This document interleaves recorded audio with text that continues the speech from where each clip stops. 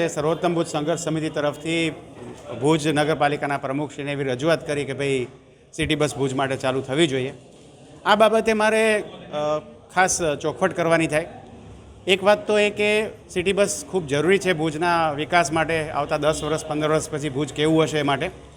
પણ જે ચોખવટ કરવાની છે એ છે કે ઘણા બધા લોકો એવું સમજે છે કે આજે સિટી બસ આવશે તો એ ભુજના જે રિક્ષાવાળા અને છકડાવાળા મિત્રો છે એમની રોજી ઉપર આની અસર થશે.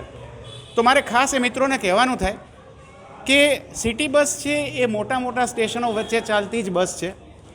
કોઈ પણ શહેરમાં તમે જોશો, ભુજ નહીં બીજા પણ કોઈ પણ શહેરમાં તમે જોશો તો જ્યાં પણ સિટી બસ હોય, મેટ્રો હોય કે બીજી કોઈ પણ એવી સરકાર તરફથી પબ્લિક ટ્રાન્સપોર્ટની વ્યવસ્થા હોય ત્યાં રિક્ષાઓ તો ચાલુ જ છે અને ઉલટી વધારે સારી રીતે રિક્ષાની વ્યવસ્થા ચાલે છે.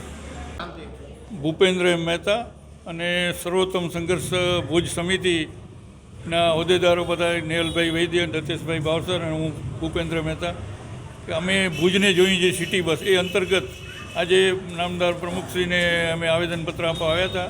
અને સિટી બસની ભુજને ઘણી જ જરૂરિયાત છે અને એ માટે અમે ઘણા વખતથી ઝુંબેશ ચલાવીએ છીએ અને અમારી ઈચ્છા એવી છે કે ભુજની પ્રજાને જલ્દીને જલ્દી સિટી બસ મળે. આ નગરપાલિકાની ગત બોડીએ 5 વર્ષ પસાર કર્યા, એની બદલે અત્યારથી જ જો આ બોડી આ પ્રશ્નને ઉપાડી લે અને ઝડપથી એનું નિરાકરણ લાવે એવી અમારી ઈચ્છા છે ને અમારા રજૂઆતને પણ પ્રમુખ સાહેબે સકારાત્મક લીધું છે.